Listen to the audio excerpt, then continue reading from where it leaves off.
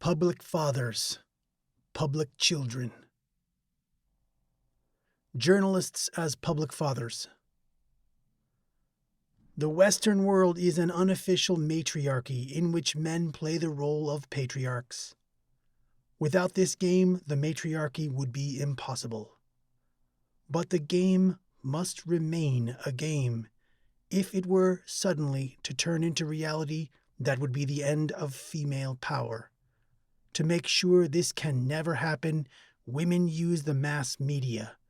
They train journalists to build up a false public image of women by illegitimate means.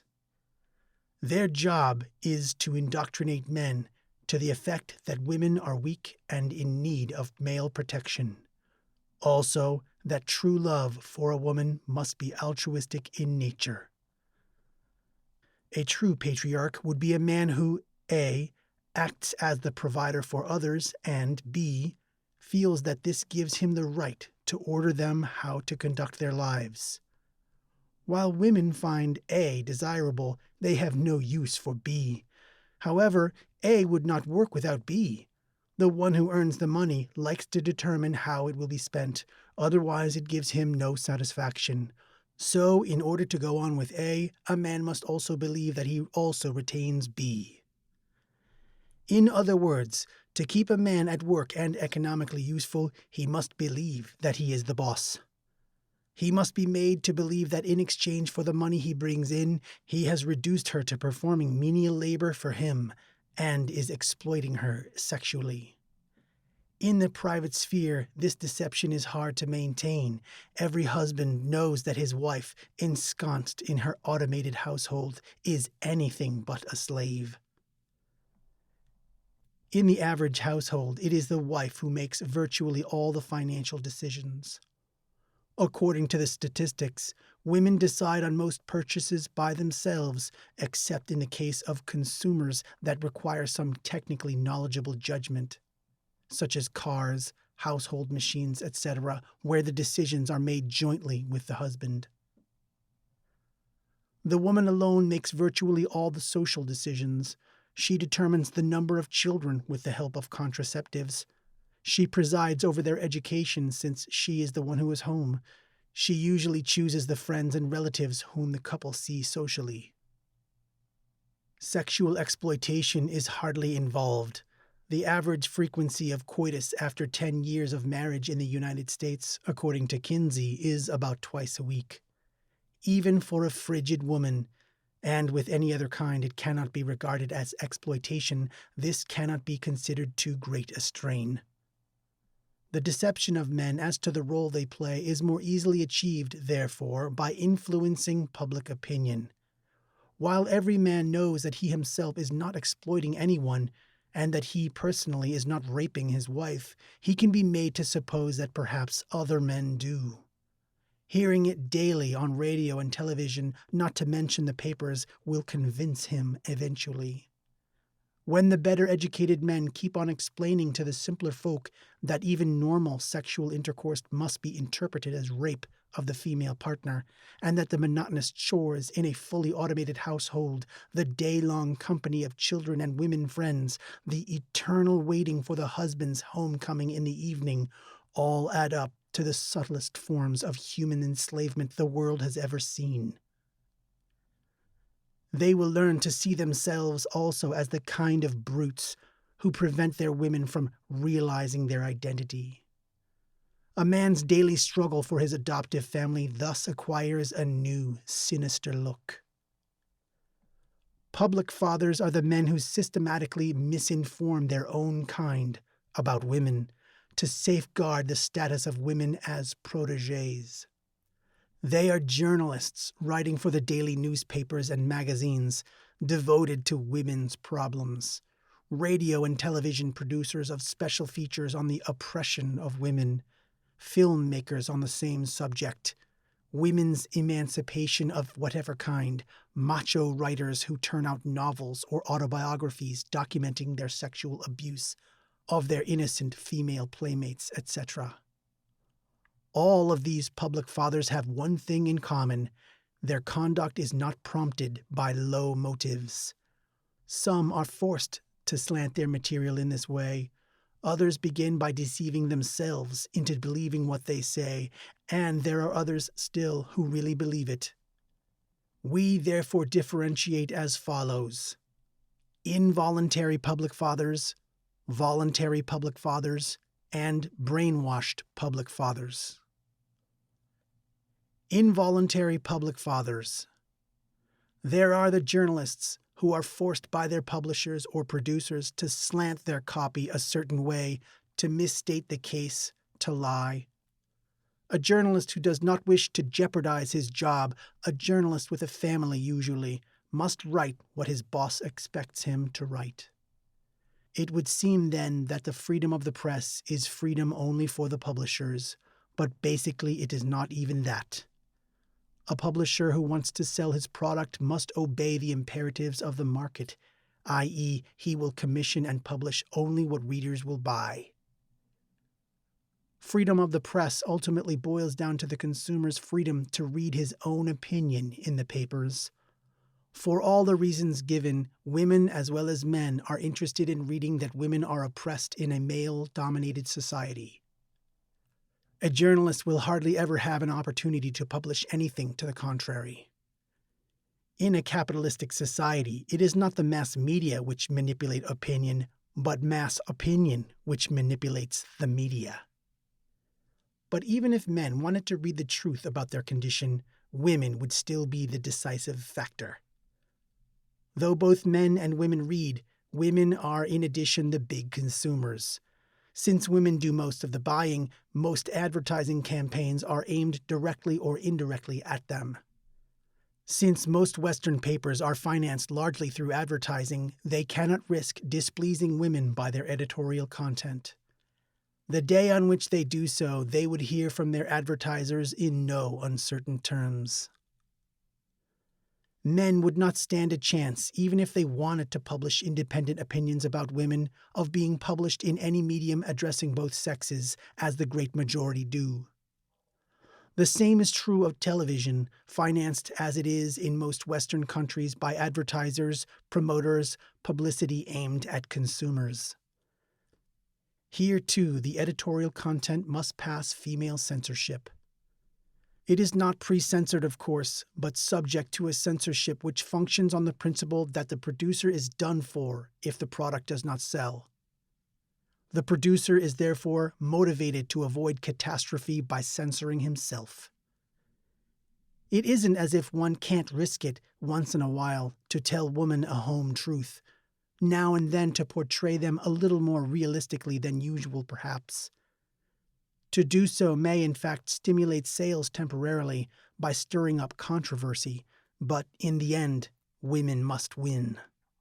For every article that is critical of women, there have to be hundreds that idealize them just to keep the balance. That men do not want to face the reality of their situation, the role they play, is made evident by those media that address themselves chiefly to men. A current women's magazine such as Cosmopolitan can take a chance on ridiculing patriarchal pretensions because its readers are all women who know quite well what they have made of men. Men's magazines are created by fathers for fathers. Time, Newsweek, L'Express, Der Spiegel have no choice but to present men as the brutal oppressors of the female sex. What would be the sense of their subscribers' economic struggles if those for whom they are struggling are not in need of their protection? What would happen if they were told that they are in reality the most enslaved sector of our society?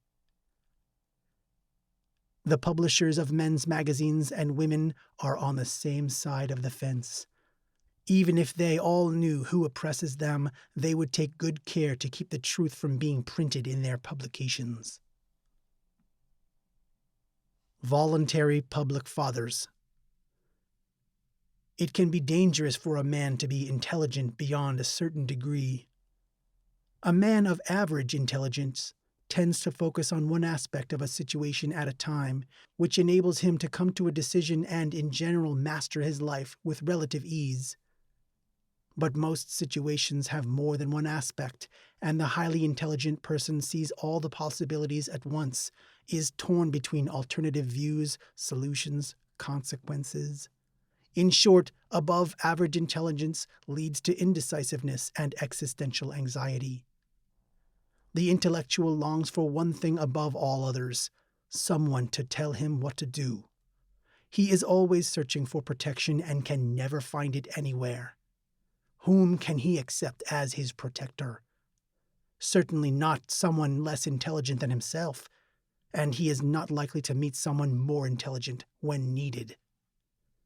Just as the lack of femininity, some deficiency in the specifically female sex characteristics, often stimulates the development of a normal intelligence in a woman, so unmanliness, some deficiency in the specifically male characteristics, may lead to excessive intelligence in a man. It cannot be overlooked that a great percentage of the so-called intellectual men do not appear too robust physically. The inability to beat up a classmate has probably produced more great thinkers than an interest in the mysteries of the universe. We withdraw automatically to a field of action where we can find the confirmation denied to us elsewhere. Since, for example, adolescents who wear glasses are also frequently great readers, many people believe that reading is bad for one's eyesight. In reality, these people become readers because of their weak eyesight. They compensate for a constitutional deficiency by adopting a new scale of values. Intellectual men have two possibilities. They can either admit their existential anxiety or hide it behind a show of bravo. Very few choose the first alternative. A woman may show fear, should show it even. A man may not. Since a timid man is not looking for a protégé, but for someone who will adopt him, a mother, in fact, his task is doubly hard. A mother would have to be his intellectual superior and physically his polar opposite. He is hardly likely to find a woman who can fulfill both conditions. Such a mother may appear, but only as a fringe benefit of success. Once an intellectual has achieved recognition as a writer, film director, composer, or the like, by presenting other intellectuals with a sufficiently impressive version of his existential anxiety and so enabling them to identify with him, he has an excellent chance of finding a woman who will take care of him. At this point, he is free to show his anxiety. It even enhances his image. In his works, women are always the strong and powerful beings who have men unconditionally at their mercy. Male artists always relate to women either by worshipping or denouncing them, either as Ingmar Bergman or Norman Mailer. They hardly ever find themselves on a level of equality. Most intellectuals admittedly seem to prefer the Norman Mailer image to that of the abject worshipper. For fear of exposing their anxiety, they imitate the kind of man they wish they were. Since few of them are good actors, the majority naturally tend to overdo it. Where a large group of intellectuals are involved, the show of machismo may come to be grotesque in its exaggeration. Anyone who walks by chance into a newspaper editorial office nowadays, or into a television studio or an advertising agency, the kind of place, in short, where a number of hypersensitives are likely to be found gathered together, is apt to wonder whether he isn't on a freighter somewhere. The men he encounters in the air-conditioned, carpeted offices all look as though they expect to be ordered any minute to shovel coal, hoist crates, or lower anchors. In their worn leather jackets, cheap cord pants, beards and beardlets, pipes and pipelets, they look like seamen, truck drivers, or construction workers, anything but men whose greatest exertion consists of holding a pencil between their fingers. It is a case of overcompensation, men who imitate men and overdo it. They do everything the image of the aggressive male calls for. But since there is no genuine necessity behind it, they have no sense of proportion. Only because it is the masculine thing to do, they will torture themselves by drinking hard liquor, ruin their health by smoking homemade cigarettes, spend their Saturday afternoon watching football games from the sidelines, whistle after blondes, squeeze themselves into uncomfortable sport car bucket seats or fast motorbikes. The same men who are normally against spilling blood fanatically oppose speed limits in driving. Men who live in the fear of death more than anyone, they are the only ones with enough imagination to foresee it, assure themselves an early demise from lung cancer by chain smoking. Men who normally feel shy with women and tend to express themselves with care, they are insecure, frustrated, progressive, and even know what this means. Discuss women among themselves in the most vulgar terms. Women are cunts, or birds to be laid and fucked. And while the model they try to copy, the rough working stiff, dresses for dinner out on Sunday, his imitators make a point of wearing his clothes at the weekend. They attend their intellectual occasions, concerts, theaters, art exhibits, predominantly in artificially faded blue jeans. The image of the aggressive male must be upheld at all costs. Only those areas where they cannot live up to their models will intellectuals turn their superior intelligence to account, as an excuse to make their weaknesses appear as another kind of strength. An intellectual will freely admit that he can't hit a nail on a head, is helpless everywhere money is concerned, hasn't the vaguest idea how a car works, and has to call in a friend to change a fuse. To know how to deal with such matters would be a sign of intellectual primitivism, and while he is a real guy, he is not necessarily a primitive. Just as a woman is not expected to cope because of her femininity, an intellectual need not be skilled in practical matters because he is good at something else. That those who overcompensate on the grounds of their ability to think abstractly tend to work precisely where women need them most, in the press and publishing, radio and television, mental health institutes, opinion research and advertising, and that they tend to focus on the problems of women is naturally of invaluable help to women. Unlike the worshippers of women, they do not put women on a pedestal. Here, too, they are driven to overcompensate. Here, above all, which they like so much to concern themselves with the female question.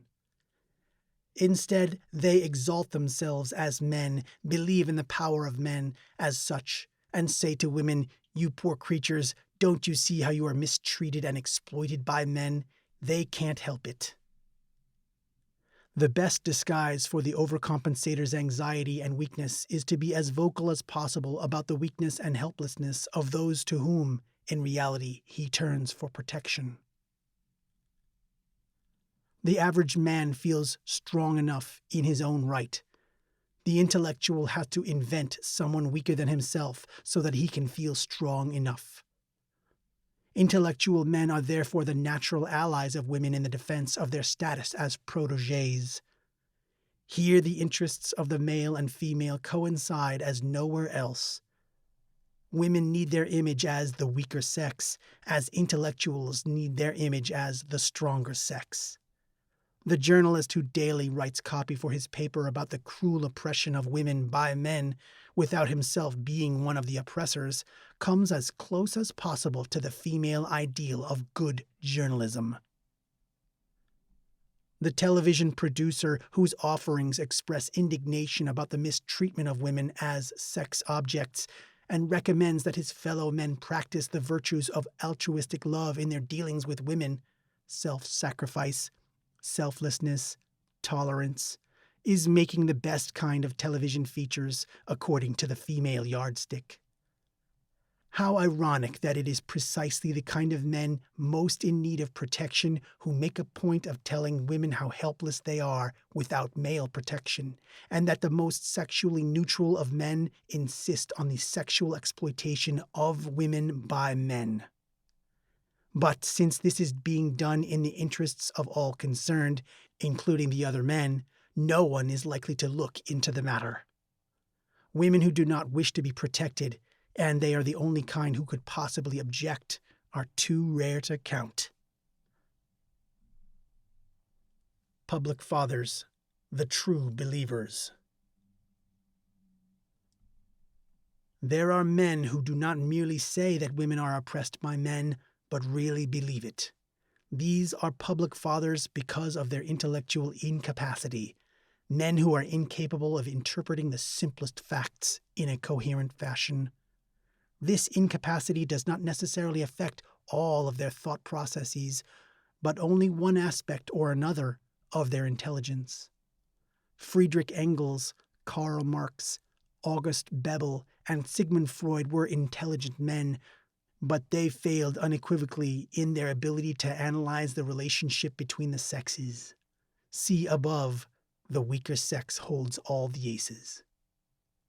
The simple explanation for this is that men brought up by women, and who is not brought up by a woman, cannot be in a position to think about women objectively.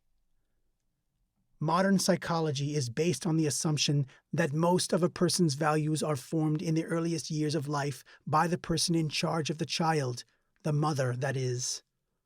All of the great male proponents of women's rights have been the product of solid middle-class families.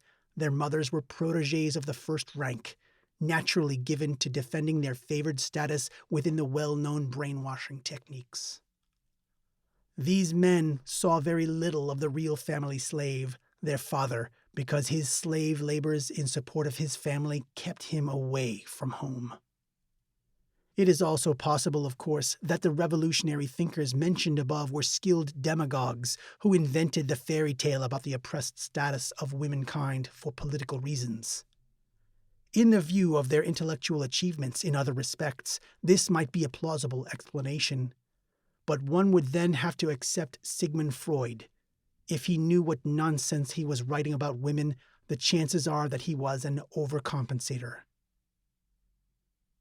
In fairness to the historic proponents of women's rights, we must admit that a case can be made for woman's oppressed status before she had the right to vote, and before the true nature of human instincts was understood as it is today. But when an individual like John Kenneth Galbraith, a Harvard professor, announces in 1973 that woman in the United States is man's crypto-servant, and publishes such statements as menially employed servants were only available to a minority of the pre-industrial population, the servant wife is available democratically to almost all the entire present male population. There are only two possible explanations. Either he does not want to see the facts, or else he is incapable of seeing the facts. Either he pretends to be a fool, or else he is a fool. He is, in any case, overlooking at least the following facts applying to most of the Western industrial states, which is presumably where he finds his evidence. Men do military service. Women do not. Men are sent into battle. Women are not. Men are pensioned later in life than women, even though their shorter life expectancy should entitle them to being pensioned earlier. Men have virtually no say as regard to their own reproduction. Women have the pill and abortion, not men, who must or can have only children their women are willing to have. Men support women. Women never or only temporarily support men. Men work all their lives. Women hold jobs temporarily or not at all. Even though men work for a lifetime and women only temporarily or not at all, men are on the whole poorer than women. In the United States, women own 61% of all private property. Men have their children on loan, while women get to keep theirs. Since men must work all their lives while women are free to choose, men are automatically deprived of custody of their children in cases of separation or divorce on the grounds that they have to work. This list of disadvantages for men could be continued at will. A journalist who insists in the face of this evidence that women is the slave of man and actually believes it is unfit for his vocation. He is incapable of logical thought. Public children. What is an indictment without the witnesses for the prosecution? When the public fathers want to make a case for themselves as the oppressors of women, they need women to confirm it. Where there is no complaint, there is no crime. The women who provide these pseudo-confirmations are the public children. As the self-appointed spokespersons for the entire sex, they give the men their assurances that women indeed feel enslaved, mistreated, exploited, misunderstood, and humiliated. For this purpose, they either deliberately give false evidence, dramatize a particular situation, or cite individual tragic cases as typical. The proponents of women's rights, both male and female, behave like children playing funeral together. They dig a hole, kill a lizard, throw the body into the grave, and then sob loudly together over it. The question arises, where to hold the funeral? Children who seek to attract their parents' attention to their woes will howl where they are likely to be heard, as close to home as possible. Women intent on convincing men of the horrendousness of their fate will bury their dead lizards where they can be assured of the necessary publicity, in the big cities, preferably New York, USA. That this happens to be the least likely place for the message, because it is precisely where the U.S. women are leading the most free and comfortable lives, will hardly stop the tears from flowing. Public children put on their act in the vicinity of public fathers, the great majority, and especially the most influential of whom, are found in New York City. New York is where the most quoted and copied publications in the world appear: the New York Times, Time, and Newsweek. The news of America's public fathers necessarily determine those of their colleagues all over the world. When U.S. journalists state that men enslave women, Europeans, South Americans, and Australians will hardly contradict them. After all, it is in the interests of all concerned to think so. The private fathers in their own countries want to read the same thing that the North Americans are reading. That the umbrella organization of the American women's rights movement, NOW, or National Organization for Women, has a membership of 40,000 or so is no proof that it has a sensible cause. When the American cartoonist Alan Abel exhorted his fellow countrymen to put trousers on their domestic pets so that the animal's nakedness would cease to offend people's delicate sensibilities, the hoax also brought him a following of 40,000 who took it seriously. In a country of more than 200 million inhabitants, there is nothing too eccentric to attract a following of partisans. That the myth of the underprivileged woman had to find most of its champions in the very spot where women are better off than anywhere else in the world is only to be expected. Where women are so well off, both men and women must make the greatest efforts to disguise this inconvenient truth in the interests of their favorite myth, disadvantaged womanhood. Now that the National Organization for Women enjoys more publicity than any other group of comparable size, who in Europe remembers even hearing about Alan Abel's prudish campaign, reflects the need of men and women outside the organization to keep hearing precisely such views about the situation of women over and over again. This is confirmed by the fact that no matter what women come up with in their propaganda, no matter how clumsy, absurd, or tasteless it is, it will be served up to the public in the morning papers. It will either have been written by the women themselves, many of them are journalists who have a firm foothold as reporters on the woman question in all the major American publications, or else it will appear as conscientiously quoted by a public father. The message then takes off from there for its predictable trip around the world. Whether the woman's rightniks are for or against Kissinger, Marilyn Monroe, long pants, short pants, vaginal sprays, lesbianism, or sexual abstinence, it's all earnestly chewed over in the European press. Who could be so chauvinistic as to suppress in his paper any of the news these brave women and their struggles for liberation? Why are these women doing it, one might ask? What do female journalists and writers have to gain from making the members of their sex out to be so many welfare cases? What is the percentage in playing the role of victim at all costs? Do women really profit so much, apart from the material gains, from the guilty conscience of men? The magazine Ms., for example, is doing such good business that it can afford to print expensive color photos on glossy stock of its oppressed and liberated heroines. The fairy tale about the man's female slave is beating the brothers Grimm at their own game. Compared with other branches of journalism, the woman's lib specialty has the advantage of being quite undemanding. To denounce female slavery as a witness for the prosecution requires no courage. Since no one opposes this view of the matter, there are no enemies to brave. No style. Form is secondary as long as you write heatedly enough about the oppression of your own sex. No expert knowledge. The possession of a vagina is sufficient qualification. Nor ideas, which are always furnished by men. The idea of women as the oppressed sex was, we repeat, a man's idea. It derives not from Beauvoir, Friedan, Millet, and Greer. How can women be expected to come up with the idea that they are oppressed? But from Marx, Engels, Bebel, and Freud.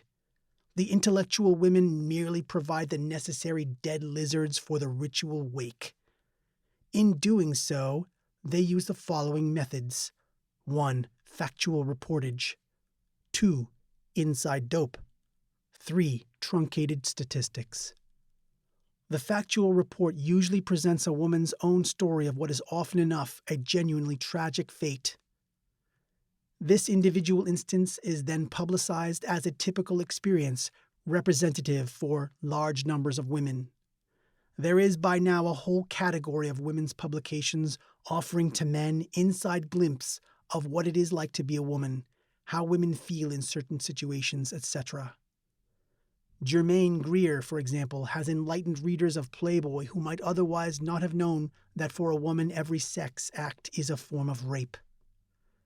Gloria Steinem has told the readers of Der Spiegel that there are so few women doctors because, as a woman, one finds it hard to imagine a woman as a doctor. Ellen Frankfurt in Vaginal Politics, New York 1972, explains why there are so few female surgeons. As a woman, one tends to avoid this specialty because men have warned women that the surgeon's work, involving standing on one's feet for hours, leads to varicose veins, which cuts down on sexual attractiveness. For a good overall illustration of what it feels like to be a woman day by day, the ladies resort to comparisons with ethnic minorities. Women in the United States say that they are treated as much as American blacks are in their country, and this has been gladly seconded by the women of the other Western countries who say they feel like the U.S. blacks too. We are the niggers of the nation. While the factual report and insiders' revelations allow for some dramatizing, the method involving truncated statistics takes a cool scientific stance. It consists in citing the first part of an investigation or inquiry, and then conveniently forgetting to quote the rest. In complaining about the low percentage of female politicians in office, no mention is accorded to the fact that women representing a majority of the 51 to 52% of the vote could nominate and elect any female politician they wanted to nominate and elect. In making honorable mention of the high percentage of women holding down jobs, nothing is said about the fact that only half of the cited figures involve full-time work, that only a small percentage of women are lifers. To borrow a term from prison jargon, it is the large and constant turnover in the female labor force that keeps the statistics looking so good, and that in any case the female work career is not comparable to that of the male, because women practically never support a husband and children.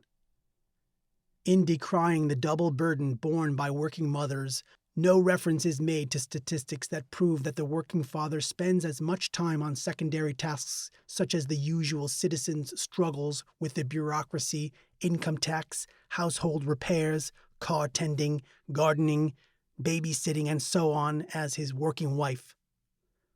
In accusing male sexist society of denying equal wages to women for equal work, the fact that wage scales are determined by collectively bargaining between employers and labor force unions, and that only a fraction of the female labor force joins unions, not to mention active participation, is conveniently overlooked. In pointing out that women do the menial work as charwomen, toilet attendants, a discreet silence passes over the fact that all the really unpleasant jobs are done by men. They are the miners, garbage collectors, street cleaners, sewer workers, grave diggers, morticians, butchers, police surgeons, proctologists, pathologists, specialists for skin and venereal diseases. Men are held to be responsible for the laws against abortion. My belly is my business.